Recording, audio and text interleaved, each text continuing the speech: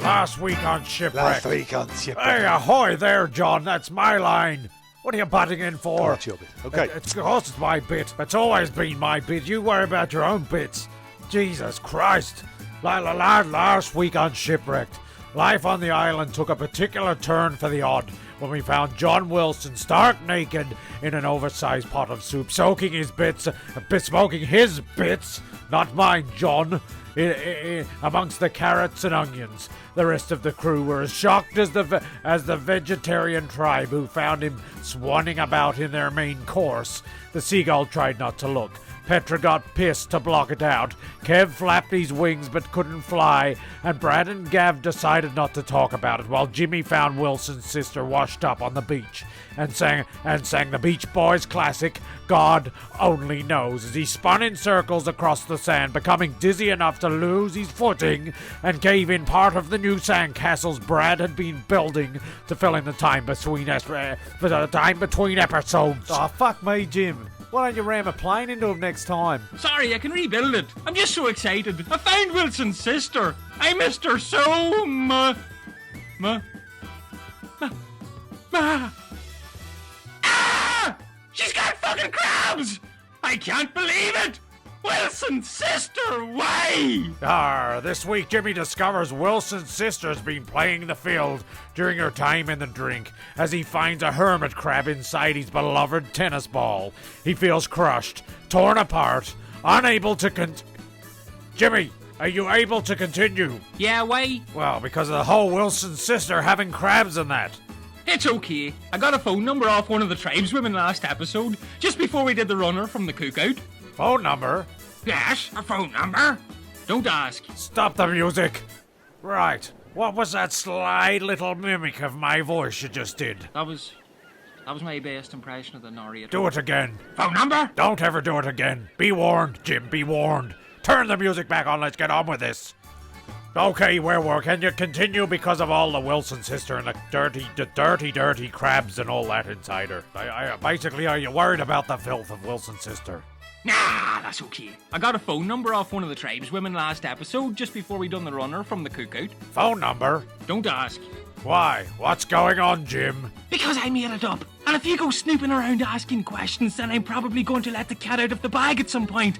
And then nobody'll think I'm cool.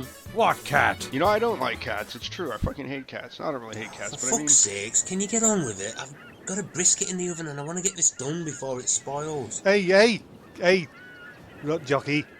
Just keep it on the bloody... Oh, fuck it. Yeah, like that American Pie movie. For fuck's sake. No. Hey, keep it on the island, mate. Hey. You right there, John? Hey. Oh, I've lost my fucking... I can't see where I'm up to. Hand John some glasses. Hey. Get him some glasses. Hey, with the monkeys. We'll keep monkeying around. Oh, it's the monkeys thing. I love them. We're too busy singing. Move the story elsewhere. Hey. Keep her on the island, mate. We're meant to be giving the impression of a shipwreck, not just ducking in and out the fucking kitchen making brisket. Nobody makes brisket, by the way. You cook it. You don't make it. Unless you're making brisket. We all know what that means. I'll have a biscuit if you're making them. Oh, fuck off. Cats make me sneeze. Dogs are a man's best friend. Stop saying cats. Dogs love you. Cats don't care when you come home. Makes me sneeze. A biscuit. What? I'm not making biscuits. I said brisket. I'm cooking the brisket. Fucking hell. And how long do I keep the thing in for anyway? What? Brisket. Fucking hell do I know when it's done? Dunno, mate. Mine always drop off in me coffee. For fuck's sake. Legit wound up. Can't even speak. So as the men start the day talking about cats, games and briskets dunked in coffee, the sun heats up and the young seagull soars amongst the clouds, whilst back on the mainland, an English goose, an Australian goose and an Irish goose look at an axe in a chopping block and think, oh Christ, looks like it's time to fly south for the winter. Before having an argument about who takes point in flight formation, and more importantly, who has the nickname based on the 1986 American action drama movie with the little Scientologist midget Tom Cruise. Top Gun, the English goose yells out, I'm Maverick, The Australian goose says, I'm Iceman, while the Irish goose says, you can both get fucked or something. I don't understand geese or jokes about Tom Cruise or any of that shit. I made it up. Meanwhile, the boys sit. I'm worked up. The boys sit by a small fire in the cave entrance and think about breakfast and Kev's dingo skin singlet. Christ, I'm gonna pass out if I don't. I gotta settle down. I'm all worked up. The boys sit out the front of the cave and think about Kev's dingo skin singlet. That was the point. Oh, come on, you blokes. How about a bit of breakfast, eh? Quiet, John! Hey, nice bit of breakfast. Come on, you blokes. How about a nice bit of brekkie? Hey, nice bit of brekkie. Shredded wheat. Quiet! Wheat a bit. Quiet! Cornflakes. Quiet! That's how you like. Quiet, John! The narrator said we had to think about Ron's dingo skin singlet. Jimmy, why do you call Kevin Ron? Because, Mr. Wonker, that's his name. And I'm not saying any more out of respect for Ron. Jimmy, what the fuck are you going on about? His name's Kevin. Isn't it, Kevin? It is. It always has been. I have no idea why you call me that. Well, I do, but I don't know why you do. And why'd you call Gav Mr. Wonka? You know, it's either Gav or Gav. You've got a choice. To be honest, I do prefer just Gav. Hey boys, what's for breakfast? Coconuts again, I suppose. We can ignore that exuberant list John just read off, making us all get our bloody hopes He up. makes chocolates. Who? Mr. Wonker. What's that got to do with anything? Mr. Wanker. Hey? Huh? Wonker? I don't understand what you're saying. Did you notice the wee joke I put in there? You don't have to use it. It's not very good. I'm not well. What do you want? You want to know why you call Kevin Ron? Say the line, Ron. Say the line. What line? Man, I've got no idea what you're talking about. The line that made you famous in the movie about the anchorman who played the jazz flute and ran the news team in that movie about the anchorman. Jesus, do I have to spell it out for you? Anchorman? Oh, go on, PetraChelli. Ruin Ron's big moment. Why don't you just say the line for him? There's a good chap. Jimmy, what fucking line? Hey, how do you know if a coconut's off? Does anyone know how to tell, or do you just risk it, or just eat it and risk it, or do you know how to tell or not? Kev, do you know what he's on about?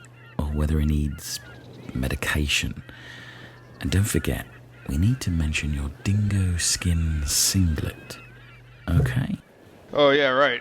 Ron, I've taken you under my wing on this island, helped you stand on your own two brand new legs, and gave you the confidence to stand on a rock or a hill and shout, I am Ron Burgundy, and I see a whole army of 6 castaways here in defiance of tyranny and script writers. You have come to fight as free men, but there are 6 of us. Get it? and free men you are. What will you do without freedom? Jimmy, for Christ's sakes, get down off a rock and eat a coconut. Please. Yes! Burgundy shouted back. You'll shout that when the time's right, Ron. What the fuck is he talking about? Can I have some coconut bread? Yeah, mate, no worries, go for your life. Will you let me finish Ron's speech? Christ! Go on, Jimmy, get her over with, son. Come on. Go on. Let him have his moment in the sun. I've got no idea what's going on. I honestly have no idea what's going on. Fucking Brad. Hey, don't blame me, I'm just eating coconuts. Will you please let me finish Ron's speech? Go on then. Fight and you may die. Run and you will live at least a little while. And dying in your bed many years from now, will you be willing to trade all the days from this day to that for one chance, just one chance, to come back here as young men, through to middle-aged men in this case, and tell your enemies that they may take our wives, but they may never take our freedom!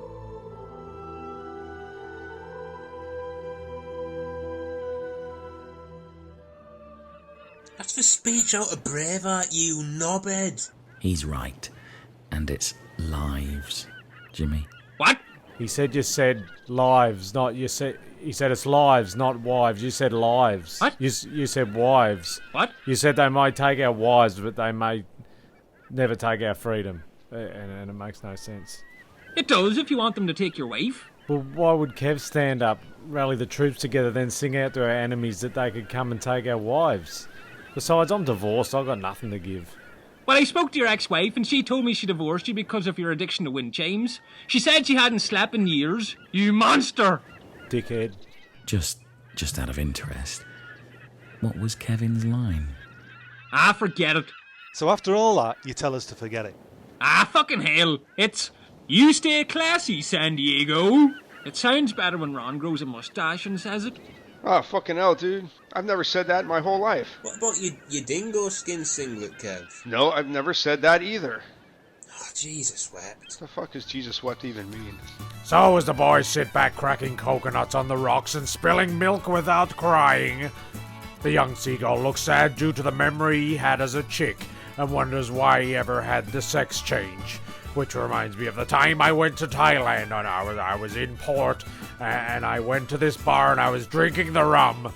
I was drinking loads of rum and my vision was blurred as blurred as an eye smeared with butter. Her legs were long, her Adam's apple was feminine. He was, anyway, let's just say that what she did was wrong. And I'm just trying to forget about it. So the sun is as warm, the breeze is slight, a ton is fairly weighty, a dirty pirate needs a wash, and often uses matey. Does anyone feel like singing a shanty, mateys? Hey, singing a shanty? No thanks. Well, that's one yes, is it? Come on, you blokes. Come on, mateys. It'll be a load of fun. It'll be a whole load of yay. Hey, Narrator, where'd you get that guitar? You asked too many questions, PetraChelli. It's out of tune. Here, take a swig of this. So, as I pass around a bottle of rum to merry the lads into having a sing-along, instruments are passed around, and we begin to... Hang on. And we begin Hang to... on. And we begin to sing... On. Just hang on there, Mr. Narrator. I'm all keen to sing a shanty. Let's sing a shanty. Hang on. Tom, what the fuck is wrong with you? Hang on. You see, that's nice tone. Yeah, I'm not singing until you hand another bottle over. Thank Christ for this. I've near eaten all the chocolate-laced pocket liner out of my trousers. And I'm not sharing a bottle with John Wilson. Right? People spit back, it happens. But I don't want what's been in his mouth in my bottle.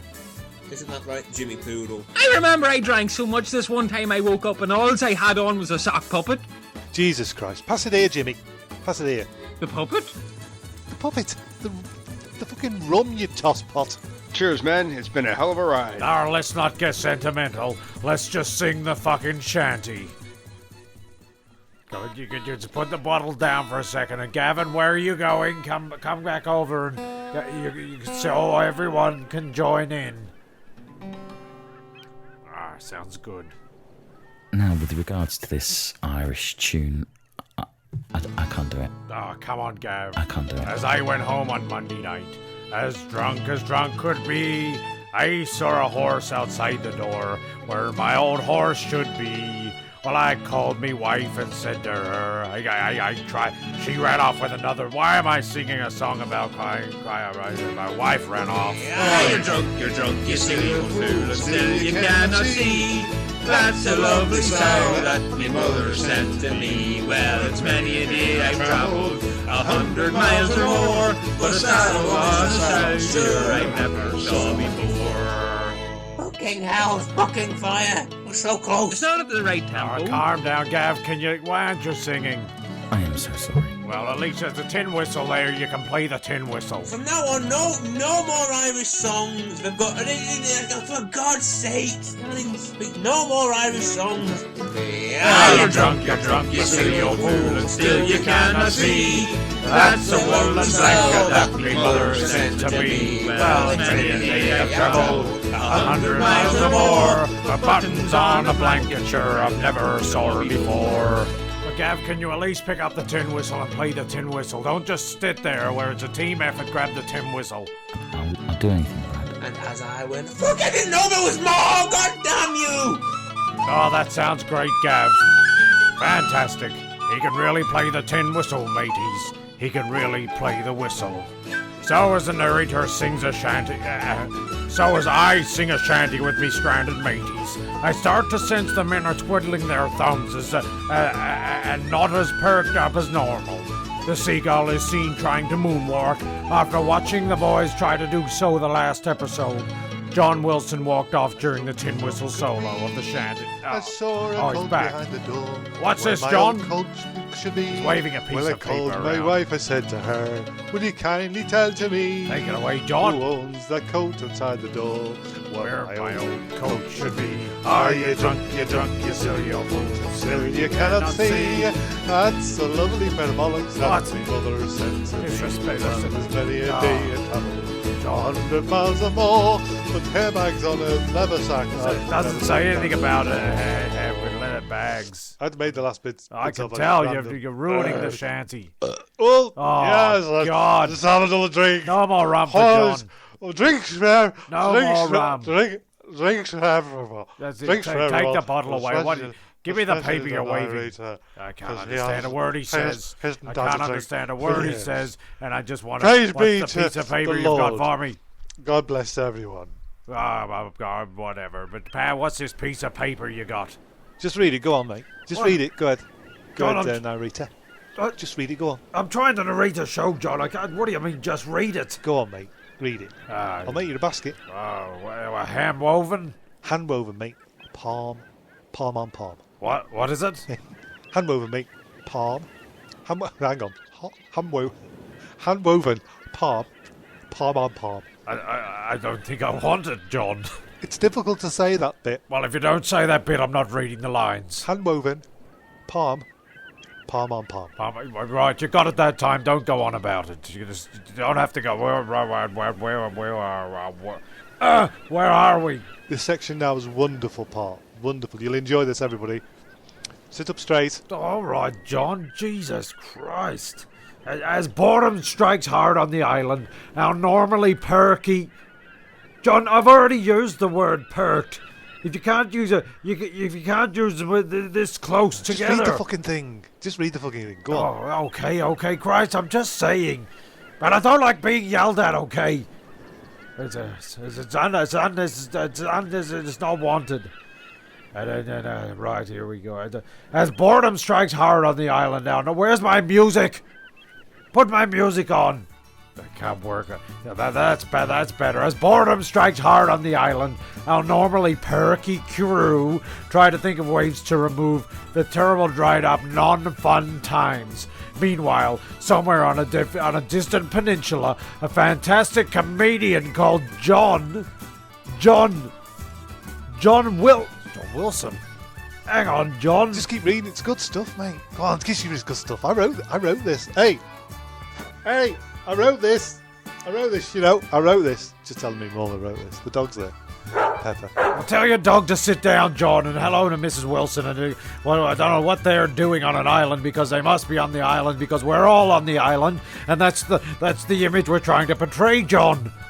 I know, out of respect for your mother, I'll read this. A fantastic comedian called John Wilson gets his first comedic break in a cracker factory, writing the jokes for the next Christmas batch. My mum always gets crackers for Christmas, she does. Jimmy. Nearly always forgets to buy the cheese. I always say, it's lucky your head's screwed on, Mum. They're crackers, Jimmy. You pull them with another person and the jokes fall out and it's a fucking party for every cunt there. No, never pulled one. Although I did have a fight with my brother 1 year over the last one in the box. Never found any jokes, though. It's not a fucking party, because I always end up with one of those bloody fish that tells the future. It always just tells me that I'm gonna fucking be miserable for the rest of... Christ help me. Jimmy, the reason you didn't find jokes in them, mate, is because they're Jacob's crackers. I think you'll find, Brad, they are, if anyone's, my mum's crackers! Hang on, I'm a bit lost. Your mum's crackers? She is crackers. She used to beat me with wire hangers. The scars. Mantle. But only at Christmas. She's a lot to do. Oh, for Pete's sake. Don't even mention his name. He tried to steal a goat from the house paddock 3 Wednesdays back. Fucking goat thief. Oh, great acting, Jim. Realism. Realistic. I'm spitting all over the table. It's hard to do a spit noise without actually spitting. That's why I don't work in front of a fan. Fuck me. Let's get back on track, boys, for God's sake. As I was saying, our Perky crew. There's Perky again, John. It's too much. Kevin, tell him it's too much. It's too much. See, it's far too much. Even Kev said it's too much. How much too much, Kev? It's too fucking much, man. See, even Kev agrees. You're milking the cow, John, the perky little cow, until the teats are dry. Fuck me. Here, stick those eggs in your basket, John. So, as the beloved seagull we've all come to love so much, I certainly think he's okay. He's not even mentioned in John's script. And the wind direction and the cloud shapes and the soldier crabs on the sand are completely ignored. John stands in a nondescribed location and addresses the men. John addresses the men, and I'm confused. He's standing proud as punch. He's looking pleased with himself, and I don't know what I'm doing. John's taking over, and I need a rum. I need a rum and a brisket. Petra, how long until a brisket? He doesn't know what. I never used to be like this. Does anyone remember? What? Does anyone remember? Oh, great! He's just talking over the top of me now. I'll just sit over here then, John. If you don't want me in there, if I'm in your way at all. Get a grip of yourself, Brad. I'm the narrator, and you know that, and you shouldn't be saying the other name. So if you turn me music off, you can't have me music now, John. Get a grip. Grow up, Brad. You grow up, John. God's sake, man. You just narrator. You think you're such an adult because you've got a bus license. Grow up, narrator. Narrator. Yeah, why don't you go and see a speech therapist, John, and get some piss off. I can't do this. Does anyone remember when they were kids making a go-kart? Do I remember? You're joking. I love that shit. Oh man, that was so much God, I fun. love making that stuff out. Ah, yes. The good old soapbox derby. I know, well, let's make go-karts and have a race. That would be hours of fun. I'm excited. I don't know about you. Yes! Yay! Bloody marvellous! Bloody marvellous! Race, let's go! Yeah, let's do that. That is a brilliant idea. Fantastic for morale. You know what? Why didn't we do this sooner?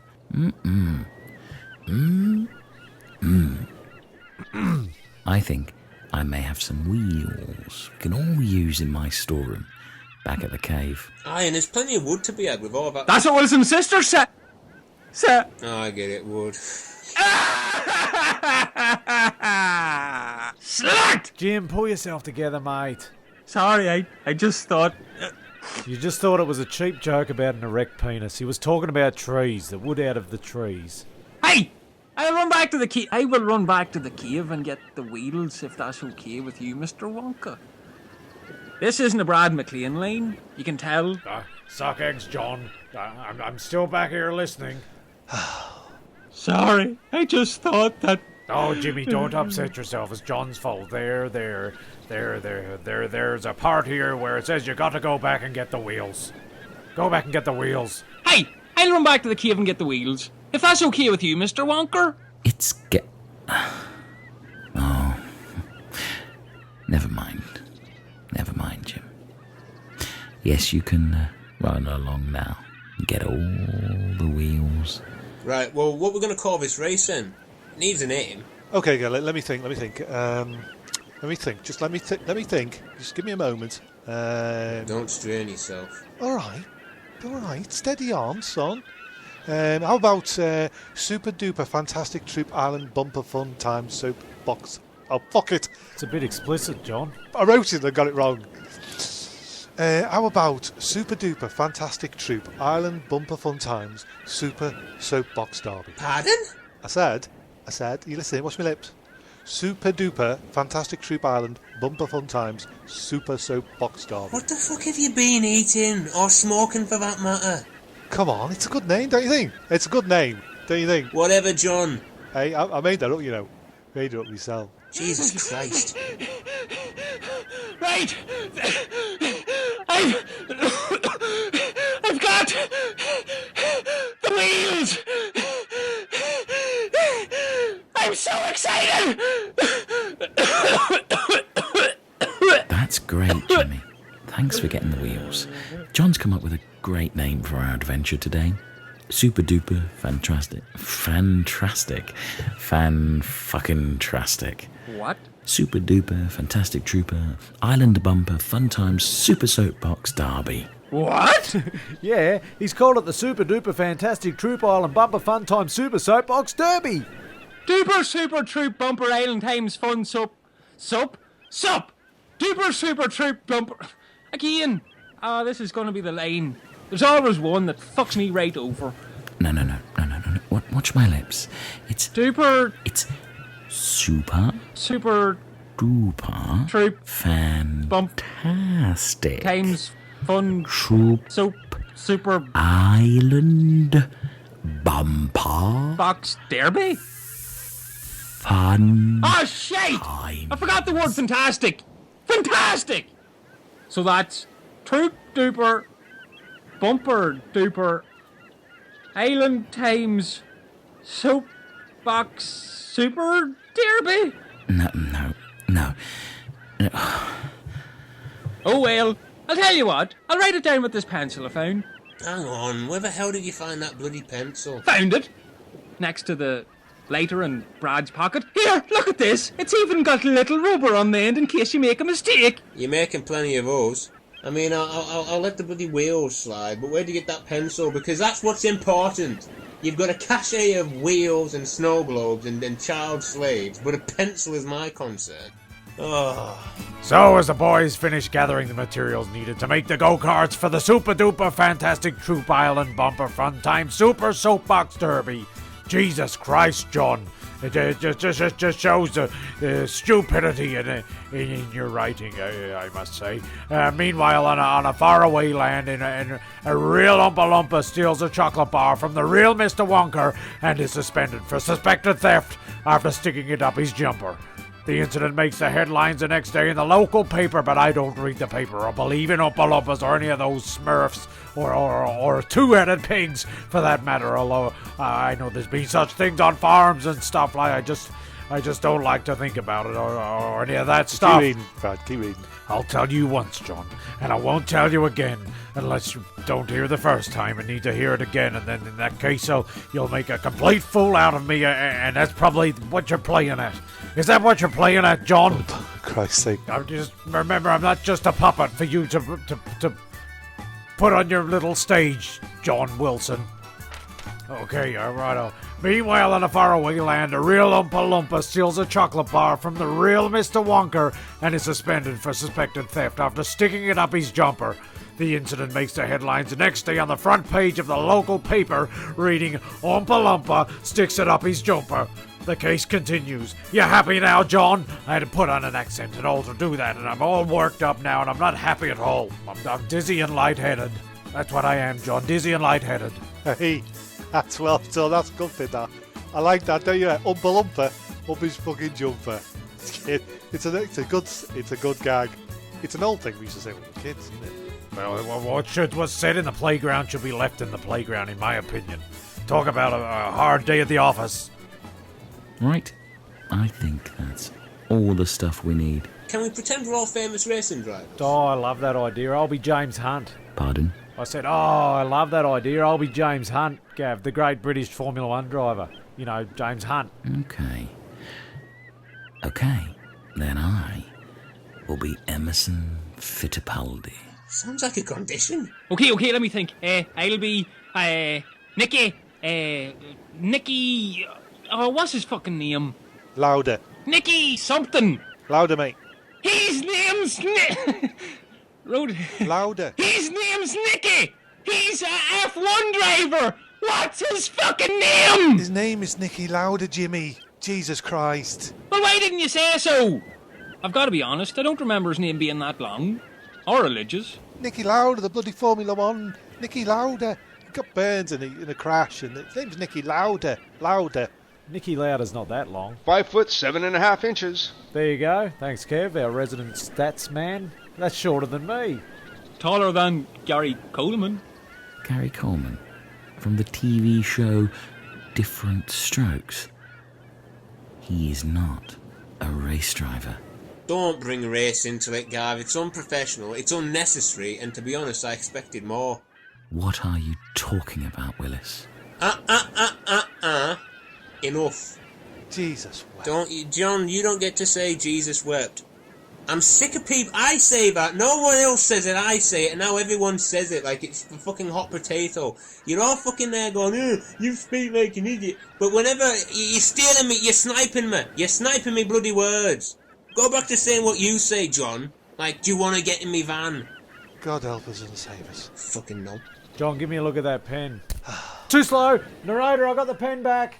Oh, thank Christ for that. I was about to say something and possibly leave the island on a jet ski or something, or a white horse, which probably would have just galloped around the island now that I think about it. But it's good to have you back. Oh, thanks, mate. It's good to be back. Not that I left, but it just John had the pen. But Kev, why aren't you in this race? I was excited at first, and it brought back all these wonderful childhood memories. But, I don't know, brother. It's just that I don't want to be involved. Come on, Kevin. It's all right. It's all right. It brings back memories for all of us. It stirs a big pot of deep down emotions. And My fucking legs won't bend the right way to sit in a cart, alright? I was excited at first, and then I realized my new knees bend backwards. So I just thought I'd take a back seat, and then I remembered I can't even sit there, so I don't know, man. I guess that's just my luck. Have you seen a doctor? Fuck's sakes. The thing is, though, Brad, I've said all of that. I know it's not going to make it in. I'm genuinely reading this annoyed. This isn't normal. I shouldn't be reading something, and I'm like actually annoyed at John Wilson now. I'm sat here unhappy with the man over something that's pretend. I sympathise with you, Petra. I really do. Usually John's up on the top of the list with the others, all you guys. And this week he's back down, smashing the sandcastles. So as John's super long and confusing named Soapbox Derby gets ready to roll, the boys carry the carts off the rock ledge out the front of the cave and line them up on the sand to start the race. The young seagull seems excited. A group of soldier crabs make their way off the beach. Brad stands because they don't want to be ran over by the carts. Brad stands alongside Kev, who is now holding a starter's gun. Brad, why aren't you in a cart?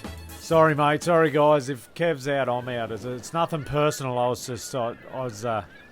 lost a billy cart race when I was 13. I can't go through that again. Thanks, bro. Oh, that's all right, Kev. But to be honest, I didn't lose it just for you, mate. I crashed the cart. It was in front of the whole town. Everyone was there. It was a New Year's Eve party. It was. Oh, so you crashed the car. It was. It's not what. You said it was in front of the whole town, and you crashed the car. It was in front of the whole town, and it's not funny. It was in front of girls, and I was 13, and it was that hard time of your life. The girl wouldn't. We were beaten by girls, and girls wouldn't speak to me for... I don't want to talk about it. Let's just get this show on the road. Sand. What the hell are you talking about? He said, let's get this show on the road. There is no road. We are on sand. The thing is, it's a radio production, and the listeners can't see what we're doing. So we need to be quite descriptive and correct in our descriptions. So the correct way to announce the start of this would be... Let's get this show on the sand. Oh, for fuck's sakes, Gav, it's just a soapbox race. Kev, just start the fucking thing. And give me the bastard pen. Gav gets hit by falling coconut and shits pants. Hey, enough of that, Jeff. Just for the record, Gav did not foul his trousers. That's just Petra being dirty, saying it was a dirty, filthy mouth.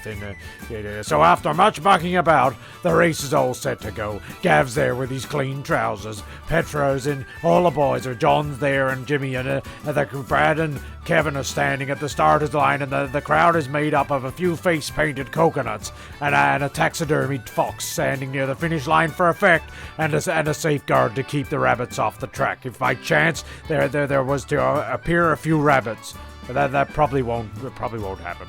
But Kev raises the starter's pistol, or the deaf and blind, or the deaf. I can't remember which one she was, but she shouldn't have been armed with a pistol. She shot Jimmy's goat in the goat episode from that goat race. Anyway, okay, you ready to race? Kevin, get him ready to race. Off you go. It's been too long. Okay, you guys, are we ready? Racing in 5, 4, 3, 2. So as the starter's pistol fires far too close to Brad's ear, he falls to the ground holding the side of his head. Quiet, Brad. Pull yourself together. It's probably pointless even saying that if it's an ear problem. He probably can't hear me anyway. What? I knew it. Anyway, with the carts that should be halfway down the slanted, halfway down a slanted sealed track, bogged in the sand, with grown men sitting inside them. They're bogged in the sand with no wind rushing through their hair at all. The race was a failure. John drops his head. A helicopter is called for Brad. He's in need of some proper medical help. Also, in the show, his ear is fucked. I get it. He needs medical help, but also he's a bit gone in the head. So they say. And his ear is fucked, and the seagull looks concerned. The boys are silent. The show must go on. Well, boys, that was well planned out. Do you want to do the Nicky Launder joke again? Hey, that was good, that wasn't it? Do the Nicky Launder joke again. No need, John. Just close your eyes, lads. Let's finish the race. Not now, Mr. Wonker! The helicopter's here to get Brad! What happened, Ron? Where the fuck did the helicopter come from? It was his pistola. It went right off next to his ear and he fell to the ground holding his head. Poor bastard. They're taking him to an ear specialist back on the mainland. What do you mean he's getting out of here in a helicopter? Fuck me. When can it be my turn? Who called for the helicopter? Who's got a phone? Charades, anyone? Charades? Charades? Is it charades? Charades. Charades. Anyone want a game of charades? Fuck off, John. Hey, let's have a game of charades, come on. Right, where's that pistol actually? Pop one in my leg or something. So as Petra contemplates self-harm to get himself off the island, the helicopter takes off back to the mainland while the men make their way back to the front of the cave and sit by the burnt-out fire. The helicopter lands back in Australia as an unconscious Brad is taken to the best ear specialist in the country. By country, I mean the outback, and by outback, I mean a dodgy little bush hospital just outside of Darwin. It's all we could afford. The room is empty except for one man, a doctor, a kookaburra, and a magpie. His name is Robert, or Miguel, or Michael, or something. We don't know. We can't give that information out because he's a doctor, and he's been at it a long time. He's a very long time. The young seagull anxiously waits for news back on the island. Brad wakes. The doctor speaks. Well, Brad, looks like your ear's been buggered. My rear has been buggered? But how? From the huge bang you copped when the pistola went off. No, I don't think I was. Kevin's not like that. He wouldn't do it. And the other four were stuck in carts. They were bogged in the sand. And what's this thing in my ear, Doc? Oh, they're aids. You've got hearing aids. I put them in when you first got here. Let me turn them up. Woo, you keep your hands where I can see them. What do you mean I've got AIDS? Yes, you have AIDS. It should help you with your hearing. I haven't got a fucking earring, and I don't think AIDS makes them fashionable, alright? No, earring. That's right, no earrings. I don't want an earring, it's not the fucking 80s. Although I may as well be if I've ended up with Mercury's curse. Well, you may as well give me the good news, Doc. How long have I got to live? It's hard to say. You're a fit man. Average life expectancy in this country is 82.1 years. As long as you don't do anything stupid, I'd say you've got a good 40 years to go. What? Even with AIDS? Yes, even with the AIDS. Of course, you have to replace the battery from time to time. Mate, I'll just pay you cash. I'm not sticking around to do odd jobs. Sadly, my days are numbered. You said so yourself. May as well make the most of them. Hang on. It can't be cured at all, can it? It can be managed. Though, the inside of your ear was fairly messed up. Christ. I'm surprised I can even sit. Listen, keep it quiet, will you, Doc? I don't want rumours getting out. Jeez. Look, Brad, how would you feel if I arranged for you to sit down and talk to someone? Now you're off the island, I know a shrink. It may be worth asking. Look, mate, I'm not the ass king. You can get fucked, and you can stick your battery replacement up your ass and get these bloody birds out of your surgery and act a little bit more professional. I'm out of here. And don't you go forgetting about doctor-patient confidentiality, clause number 85B. I'm on to you, pal. So, as a helicopter returns to take Brad back to the island, our hard of hearing castaway mumbles to himself as he re-evaluates his life and what he'll do with the rest of it, not realizing that what he thinks he's got and what he's actually got are two very different things. He boards the chopper and heads back to the place he's called home for the past 13 episodes. The seagull gets excited at the sound of the approaching bird, which is what we call them in the business. If you're in the chopper business, you'd call them a bird. If the rest of the crew have now got the fire burning, the sun is low, the tide is high, and so is Willie Nelson. And even though he's high, he's sensible enough to plead to mothers to not let their babies grow up to be cowboys because of the what happened in the whole Brokeback Mountain thing. It's changed the way the cowboy is not just rough riding, all right, but it's not you'll end up bucked. We join the boys around the fire. I think what we lacked was a hill.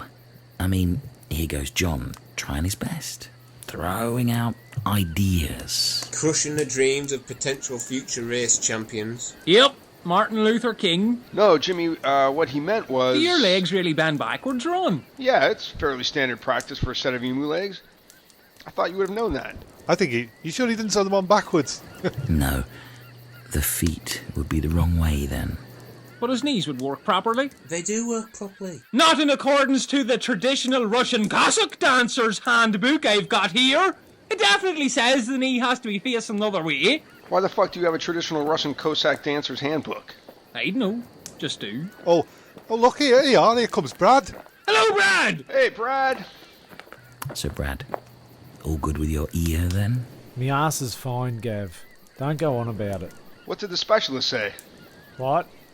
What happened on the mainland? What happened when the plane landed? He fucked the sandcastles, Kev. We cover this every episode. Okay? I see you have AIDS. How can you tell, Gav?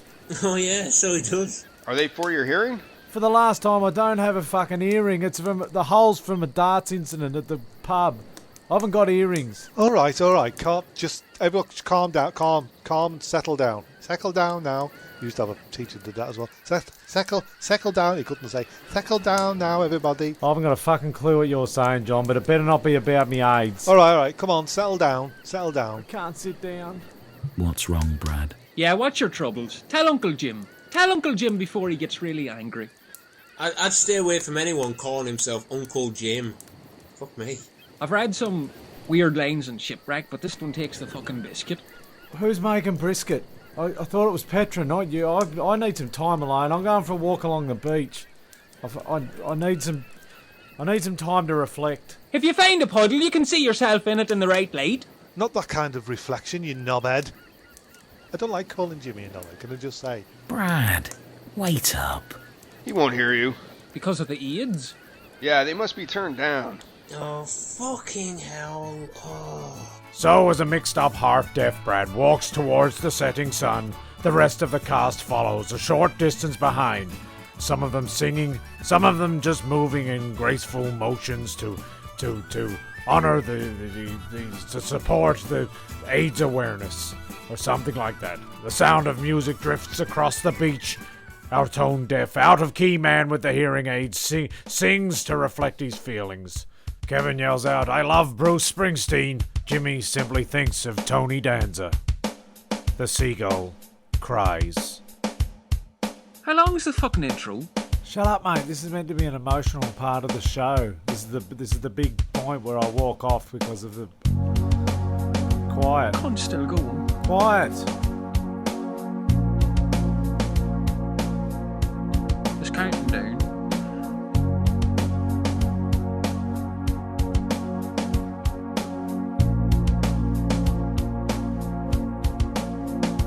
Had a ladder in my backside, couldn't Tell you how it felt, AIDS in my ears. I'm ashamed now of myself.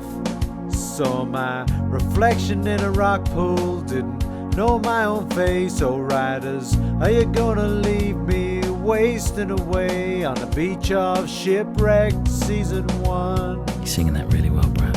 Thanks, Kev. Why are you following me? It's great. It's not that great. Follow me.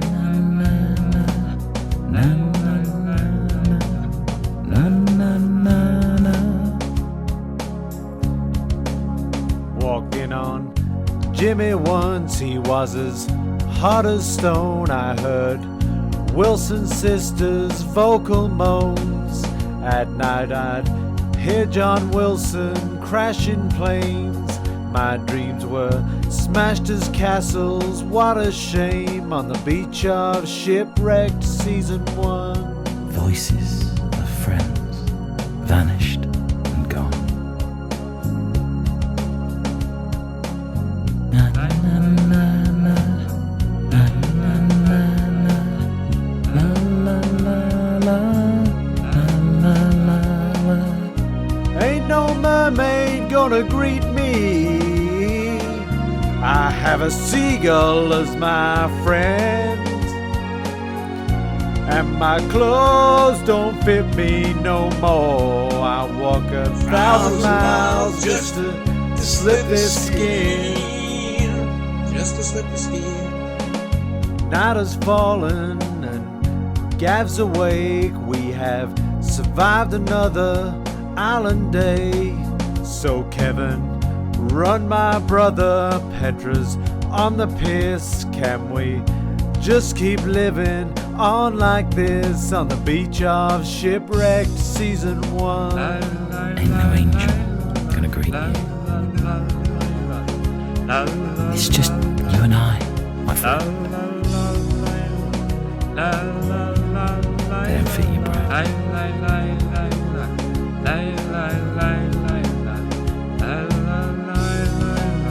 Just like the Proclaimers. Who the fuck's Layla? Fading away. Oh jeez, that must be the worst singing. Just one kiss. I can't do any better. That's gonna have to do. Streets and don't feel la la la la la la la la la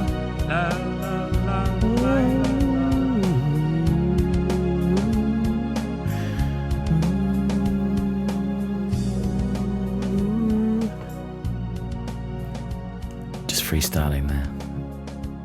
Just lost in a moment. Brad, next time you're in the bloody shop looking at Bruce Springsteen albums, just don't bother. Just send me the songs and I'll record them for you. Oh, all right, Bruce. So, as the sun completely sets, the men head back to the cave for something to eat. Nothing is on the menu, and the seagull is out of bounds. Gav tells Brad the facts about his AIDS, and Brad loudly replies, "What?" The men all laugh. The carts from the failed race are burnt, and a pizza gets delivered. How the fuck can some bloke turn up with Your a... pizza, sir, that'll be $5.95. Well, fuck me. Put it on me tab, mate. You know it makes sense. Oh, pizza boy, you know it makes sense. Well, I know what that is. Captain Brute. Eh? Captain Ed Bob. Eh? That's the worst tip I've had all year. So as Petra puts a pizza on the tab, the pizza boy takes off to wherever he came from, where the island settles down for the night, and everyone they eat the pizza and they have a little laugh, and then they are fucked if I know what they did. But next week on Shipwrecked. Brad's hearing returns to normal. Jimmy flies a kite. Gav and John and Petra and Kev. I guess too many ands in there. It should have been written Gav, John, Petra, and Kev I'm just making shit up. Just tune in next week for another poorly put together episode of Shipwrecked. Shipwrecked.